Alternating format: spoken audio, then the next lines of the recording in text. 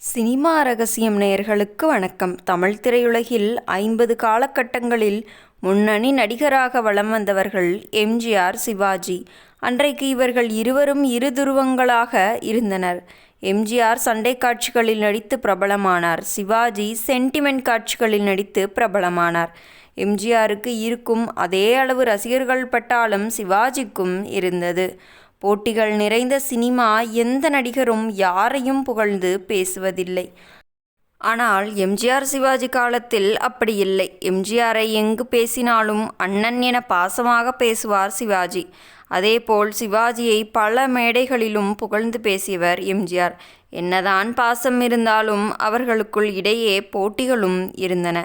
எம்ஜிஆரின் பெரும்பாலான படங்களுக்கு கவிஞர் வாலி பல பாடல்களை எழுதியுள்ளார். எம்ஜிஆர் படத்திற்கு கவிஞர் வாலி பாடல்கள் எழுதுகிறார் என்ற கோபம் சிவாஜிக்கு இருந்துள்ளது. இதனால் சிவாஜியின் படங்களுக்கு பாடல்கள் எழுதுவதற்கு கவிஞர் வாலிக்கு வாய்ப்பு கிடைக்கவில்லை. ஆனால் எம்ஜிஆர் படங்களை விட சிவாஜி படத்திற்கு தான் கவிஞர் வாலி அதிக பாடல்களை எழுதியுள்ளார்.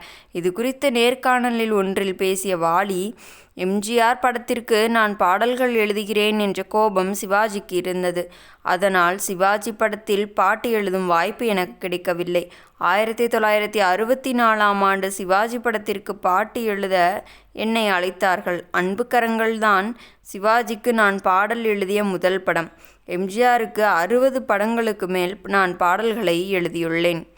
சிவாஜியின் கடைசி படத்திற்கு நான் தான் பாடல்கள் எழுதினேன். 1996ஆம் ஆண்டு ஒரு நிகழ்ச்சியில் பாரதி ராஜா, மணிரத்னம், ஷங்கர், கே. பாக்யராஜ் போன்ற இயக்குநர்கள் வந்திருந்தனர். அப்போது பாக்யராஜ், வாலி சார் எனக்கு மட்டுமல்ல, என் மகனின் படங்களுக்கும் பாடல்கள் எழுதுவார் என்றார். அப்போது சாந்தனுவிற்கு 3 வயது. அதன் பின்னர் சாந்தனு நடித்த சக்கரை கட்டி படத்தில் இடம்பெற்றிருந்த மருதாணி பாடலை நான் எழுதினேன் என்றார். 50 ஆண்டுகளாக தமிழ் சினிமாவை காவிய கவிதை வரிகளால் ஆட்சி செய்தவர் கவிஞர் வாலி. 15,000த்திற்கும் அதிகமான பாடல்களை எழுதிய வாலிக்கு இந்திய அரசு பத்மஸ்ரீ விருது வழங்கி கௌரவித்தது. எம்ஜிஆர், சிவாஜி காலம் துவங்கி தற்போதுள்ள அஜித், கார்த்திக், அதர்வா வரை பாடல் எழுதிய இளமை கவிஞர் என பெயர் பெற்றவர்தான் கவிஞர் வாலி. என்னதான் இருவருக்குள்ளும், எம்ஜிஆர் மற்றும் சிவாஜிக்குள்ளும் சண்டைகள், சச்சரவுகள் இருந்தாலும் ஒருத்தரை பற்றி ஒருத்தர் தரைக்குறைவாக பேசுவதுமில்லை, விட்டு கொடுப்பதுமில்லை என்பது ஒரு நட்புக்குரிய சிறந்த சான்று.